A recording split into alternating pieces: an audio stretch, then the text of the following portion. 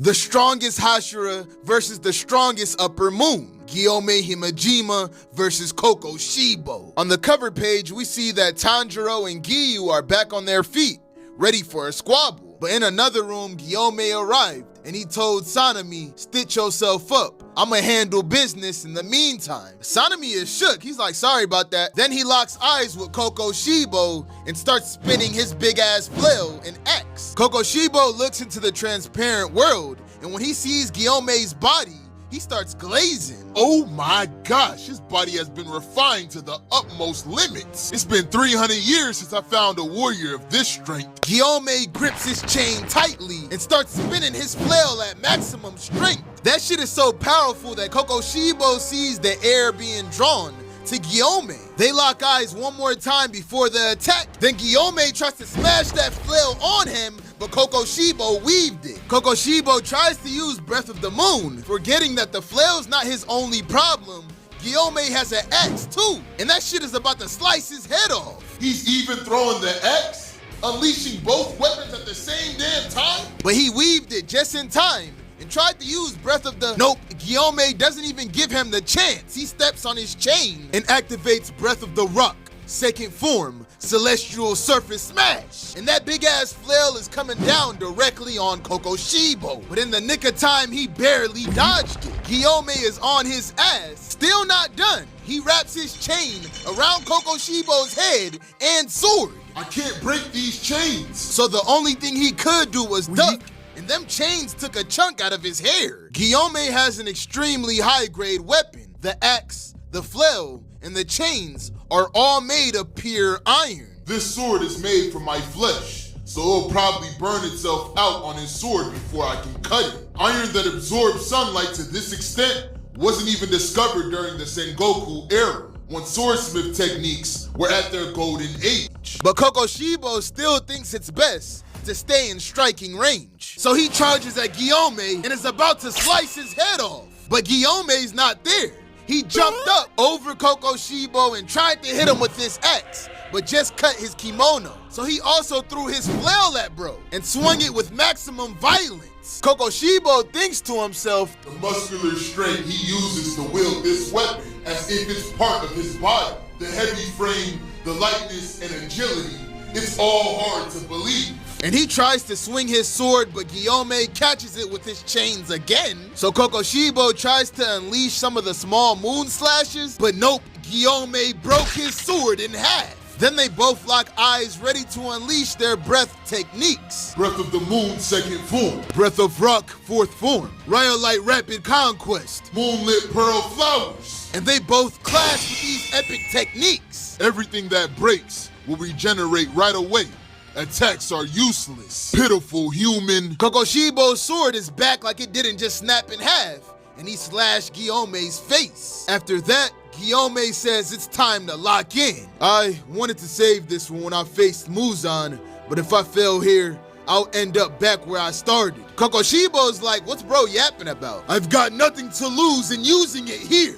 And Gyomei's mark appears. Bro was already moving crazy without it, but with it, he's about to be a monster. On the cover page, we see that Inosuke and Kanao and Tenetsu and Murata are about to run into each other. And while they link up, Muichiro is finally able to pull the sword from the pillar. He falls to the ground huffing and puffing. Then he grabs his sword and starts to pull it out his shoulder. And we see him quietly in pain after he pulls it out. Bro's in horrible condition, and he thinks to himself that with these wounds, he can't be useful for shit. It'll take him 7 hours to stop his bleeding because he wasn't blessed with a strong-ass body like Uzui. But he's still locked in on defeating Kokushibo because that'll lessen the burden on the people still alive and fighting. He already knows he's gonna die, so he wants to go out doing something useful. So he picks up his sword and runs to the fight. But Genya's on the floor like, Tokito! Sorry to bother you, but can you give my torso a good shove? Because if y'all don't remember, Kokushibo sliced his ass in half. Muichiro's like, bro, you still alive? Are you gonna put your body back together? It's gonna be tough, but this is what we gotta do. You see Kokushibo's hair over there? Can you bring that to me so I can eat it? Cause just like Muichiro,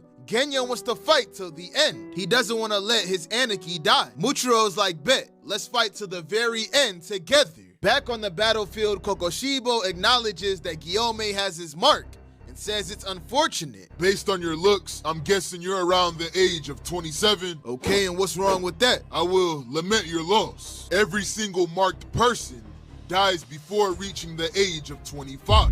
Even if your mark appears and you increase your power, in the end, you're only living on borrowed time. So since you're past the age of 25 and you just got your mark tonight, that means you're cooked tonight. All your hard work, your body, your techniques will vanish from this world. Don't you think that's regrettable? Gyomei's like, no, everyone that's marked already knows this story. So you knew? Even if the mark never appeared, as long as I'm part of the demon hunters, there's no guarantee I'll live to see tomorrow. What is there to regret about my life now? You can't become a pillar with that kind of half-hearted resolution. Your excessive insults are making my body seethe in anger. Hey bro, I wasn't talking about your boring ass life. By becoming a demon, you can preserve your body, preserve your techniques. Why can't you understand this? There's nothing to understand. We humans find that living and dying as a human being preserves our dignity. Don't you dare force your pathetic worldview onto others and call it the supreme one. Kokushibo's like, oh, I realized this after we spoke just now. But you told me one lie. What you talking about, bro? I ain't lie about shit. Nah, there must have been an exception. There must have been someone who lived past the age of 25 after receiving the mark. After hearing that, Kokushibo is shook. You look disturbed.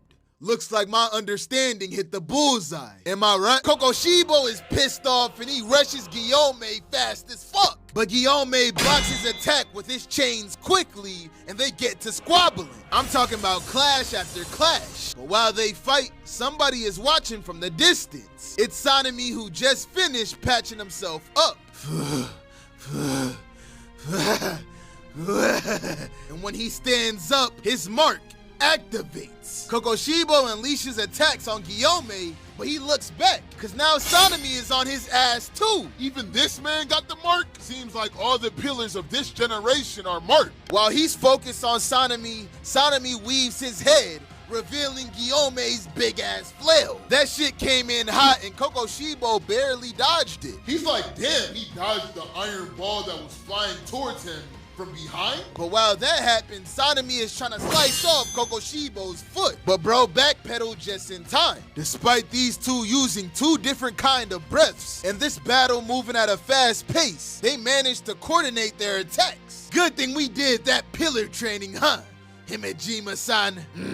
That training came in handy, and now their chemistry is maxed out. Unfortunately, Kokushibo starts taking shit serious. So boom, this chapter starts off with Genya eating Kokushibo's hair. Muichiro like, you good, gang? But Genya looks like he's going through it. In this state, he hears a voice. He's like, who the hell was that? But thanks to that hair, he successfully reconnected his torso at an extremely fast pace. Kokushibo's hair doing all that just shows how concentrated his blood is. Genya's blood is circulating even faster, and it feels good. And he's like, if I eat Kokushibo's broken blade, that shit's finna. But he hears that voice again in his heart. Kokushibo, how many pillars have you defeated?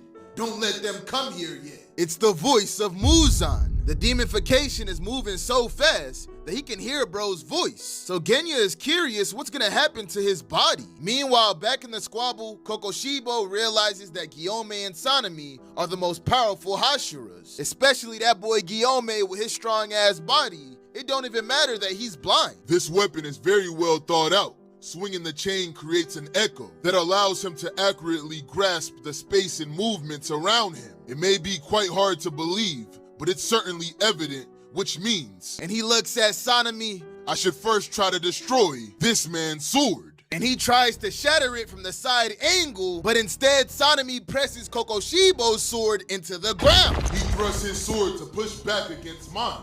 His reflexes are speeding up. That mark is making Sanemi colder. They're slicing off his hair with ease now. He's like, it may be true his mark appeared, but them wounds I gave bro would normally be fatal enough to leave someone incapable of battle. He never expected Sanemi's movements would actually increase in speed and precision. While he's thinking that, Gyomei rushes him with his axe in hand, and he tries to slice Kokushibo's face and successfully connects, slicing off his ear, dealing the first real damage to Bro. Then Sanemi backdoors him with Dust Whirlwind Slice and sends this big-ass attack, but Kokushibo dodges it. Then the two Hashiras rush him with Breath of the Wind, 7th form, Breath of Rock, 1st form, Strong Wind Tengyugyo, Serpentite Twin Pose. They hit Bro with a duo finisher, merging their breathing styles. Kokushibo blocked it the best he could, but they tore up Bro's kimono. Sanemi and Gyomei aren't done yet though. They press up on him saying they gotta cut off Kokushibo's head. But Kokushibo looks back and says, "That's right. That's exactly right." And hit both Gyomei and Sanemi with an attack. Impossible. What just happened? He managed to attack us from that distance? What did he do? What? They're confused as hell, and we see Kokushibo with his arm in the smoke. Then we see the reveal of his big-ass sword. All you did was tear my kimono off. Not even an infant would die from that. If I can defeat the two of you, then everyone else will be defeated quite easily. Bro has his shirt off, has his true sword, and has finally locked in. Can Gyomei and Sanemi take on Kokushibo when he's actually trying? I guess we'll find out in the next chapter. Let me know your thoughts on this one in the comments. If you enjoyed this video, make sure you like, comment, share, and subscribe. On that note, I'm gonna see y'all boys and girls next time.